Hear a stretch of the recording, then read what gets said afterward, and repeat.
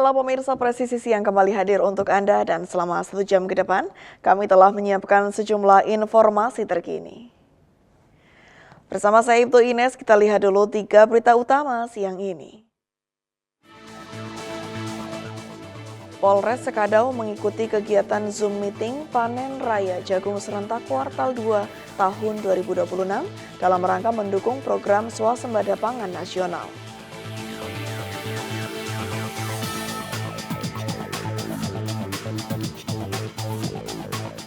Wujud kepedulian dan pelayanan humanis kembali ditunjukkan oleh personel Satlantas Polres Pulau Taliabu dengan membantu proses evakuasi anak yang membutuhkan penanganan cepat akibat kondisi kesehatan yang menurun.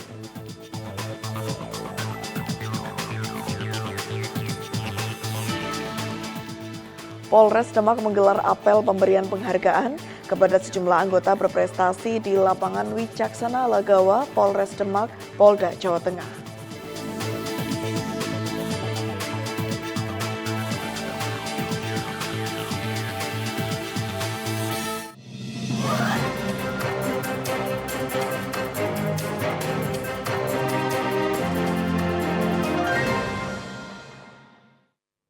Di informasi pertama pemirsa, Polda Metro Jaya menegaskan komitmennya dalam memberantas kejahatan jalanan termasuk aksi begal yang meresahkan di tengah masyarakat. Melalui respon cepat terhadap laporan warga baik secara langsung maupun melalui media sosial dengan membentuk tim khusus pemburu begal.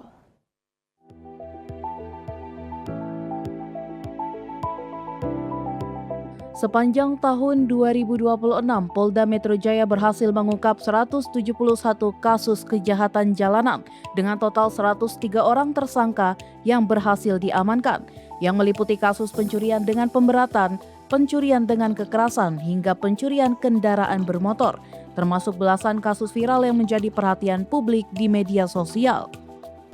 Untuk menekan angka kriminalitas yang terjadi di wilayah hukum Polda Metro Jaya, khususnya aksi begal yang marak terjadi, Polda Metro Jaya telah membentuk tim khusus pemburu begal yang akan melakukan patroli, pemetaan titik rawan, serta respon cepat terhadap setiap laporan masyarakat terkait aksi kejahatan jalanan. Dirtreskrim Polda Metro Jaya sudah berhasil melakukan pengungkapan terhadap kasus tindak pidana menonjol yang menjadi perhatian publik, yakni pencurian dengan pemberatan atau curat, pencurian dengan kekerasan, dan pencurian kendaraan bermotor. Langkah tegas ini diambil oleh jajaran Ditreskrim Polda Metro Jaya sebagai bentuk komitmen Polri dalam memberikan rasa aman serta menjamin kondisivitas wilayah hukum Polda Metro Jaya dari segala bentuk gangguan kamtibmas, premanisme, dan kejahatan jalanan.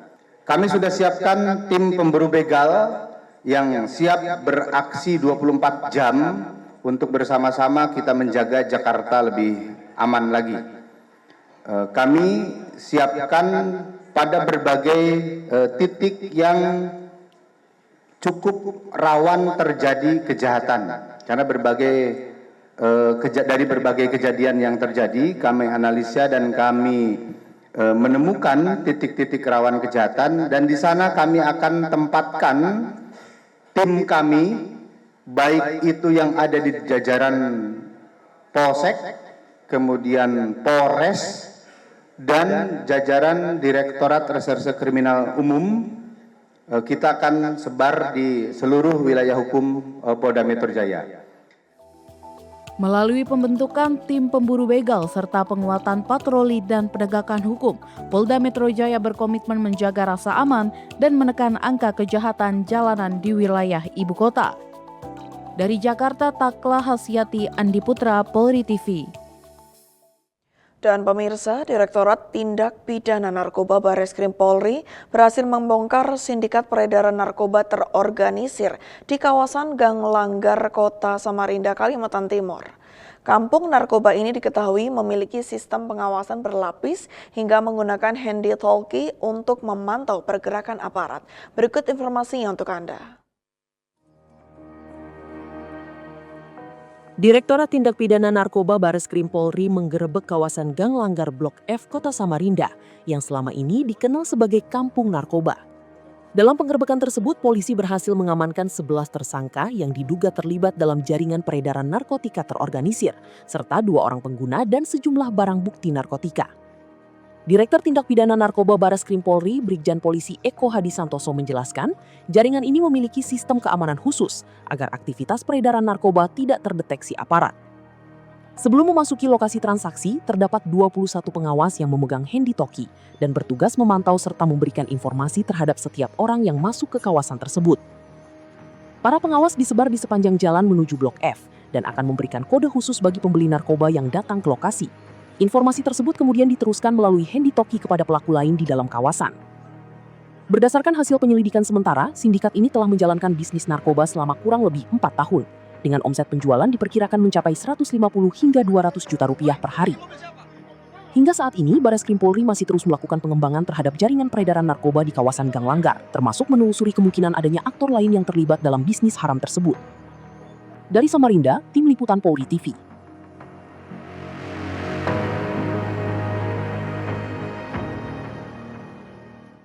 Pemirsa, Kapolda Lampung Irjen Pol Helvi Assegaf memimpin langsung kegiatan press release pengungkapan kasus tindak pidana pencurian dengan pemberatan atau curat sasaran kendaraan bermotor yang mengakibatkan gugurnya seorang personil Polri, Bribka Anumerta Arya Supena saat menjalankan tugas.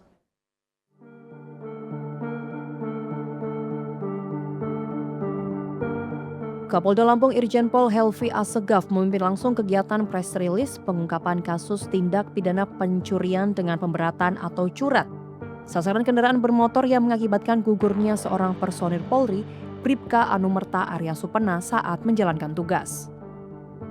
Peristiwa tragis tersebut terjadi pada Sabtu 9 Mei 2026 sekitar pukul 6 pagi waktu Indonesia Barat di Jalan Zapagar Alam, Kelurahan Labuhan Ratu, Kota Bandar Lampung. Bribka Anumerta Arya Supena yang merupakan anggota Dit Intelkam Polda Lampung memergoki aksi pencurian sepeda motor milik korban NM di depan toko Yusi Akmal. Saat hendak melakukan penangkapan, tersangka B alias R melakukan perlawanan sengit dan berusaha merebut senjata api milik korban. Dalam pergumulan tersebut, tersangka berhasil menguasai senjata korban lalu menembak korban yang mengakibatkan Bribka Anumerta Arya Supena gugur di tempat kejadian perkara. Saat tim berhasil mengidentifikasi lokasi pelaku dan menangkap pelaku, diketahui tersangka melakukan perlawanan ke pihak kepolisian. Setelah itu tim gabungan melakukan penangkapan terhadap tersangka. Namun pada saat akan dilakukan penangkapan, tersangka melakukan perlawanan secara aktif yang membahayakan tim gabungan menggunakan senjata api rakitan jenis revolver kepada petugas. Tim melakukan tindakan tegas dan terukur sehingga pelaku tewas di tempat dengan barang bukti 1 butir senjata api jenis revolver dan 1 bilah pisau yang berada di pinggang tersangka. Kemudian tim pun melakukan evakuasi terhadap tersangka dan dibawa ke Rumah Sakit Bayangkara. Atas perbuatannya, para tersangka dijerat dengan pasal 458, pasal 479 atau pasal 477 Undang-Undang Nomor 1 Tahun 2023 tentang KUHP. Ancaman hukuman maksimal bagi para pelaku adalah penjara seumur hidup. Dari Polda Lampung melaporkan untuk Polri TV. Beralih ke informasi berikutnya, pemirsa. Untuk mengetahui pantauan arus lalu lintas siang hari ini di sejumlah daerah, berikut laporan Bribtu Mercy, petugas NTMC Korlantas Polri. Selamat siang pemirsa, kembali kami dari NTMC Korlantas Polri akan melaporkan kondisi lalu lintas terkini langsung melalui pantauan CCTV Korlantas Polri. Dan pertama pemirsa, kami ajak Anda untuk melihat CCTV dari kawasan Simpang Pancoran, Jakarta Selatan. Kondisi arus lalu lintas pada siang hari ini di Pancoran dari arah Pasar Minggu ataupun Depok yang akan menuju ke arah Semanggi ataupun ke arah Tebet dan ke arah Manggarai pada saat ini terpantau cukup dalam kondisi ramai, terlihat mengalami perlambatan kecepatan kendaraan hanya menjelang traffic light saja. Selepas itu kendaraan mengalir dengan kecepatan normal.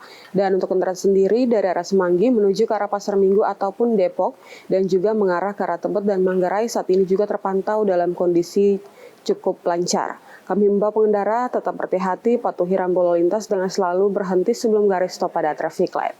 Kemudian kita bergeser kawasan Simpang Cempaka Putih, Coca-Cola, Jakarta Timur. Arus lalu lintas di kawasan ini dari arah Cempaka Putih menuju Pulau Gadung, ke arah Tanjung Priuk dan juga ke arah Cawang. Saat ini terpantau cukup dalam kondisi ramai cenderung tersendat. Ketersendatan pun terjadi hanya menjelang traffic light saja yang berimbas sepanjang 50-100 meter ke belakang. Selepas itu kendaraan mengalir dengan kecepatan normal. Kami himbau pengendara tetap berhati-hati dan juga tetap patuhi rambu lalu lintas yang berlaku. Pemirsa, selanjutnya kami ajak Anda untuk melihat arus lalu lintas dari CCTV di kawasan Lingkar Kudus, Jawa Tengah. Situasi kondisi lalu lintas pada saat ini dari arah Pati menuju ke arah Demak, saat ini terpantau dalam kondisi cukup ramai, kondusif lancar. Dan untuk kendaraan sendiri dari arah Pati menuju Demak Kota ataupun Kudus dan juga ke arah Terminal Kudus, saat ini terpantau dalam kondisi relatif lancar. Kecepatan kendaraan masih dapat dipacu dan kecepatan berkisar 55 sampai 65 km per jam. Kami himbau pengendara tetap berhati-hati antisipasi aktivitas masyarakat pejalan kaki di sepanjang kawasan ini. Dan terakhir pemirsa, kami mengajak Anda untuk melihat CCTV dari kawasan Simpang 4 Talur, Solo, Jawa Tengah.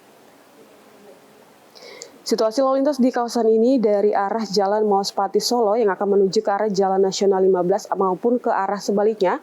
Saat ini dalam kondisi relatif lancar, namun kami himbau pengendara tetap berhati-hati, antisipasi banyaknya kendaraan besar yang juga melintasi kawasan ini.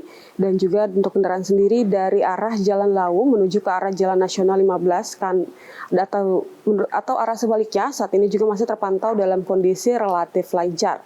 Kami himbau pengendara tetap berhati-hati, tetap menjaga batas kecepatan normal kendaraan Anda dan juga saling menghormati sesama pengguna jalan.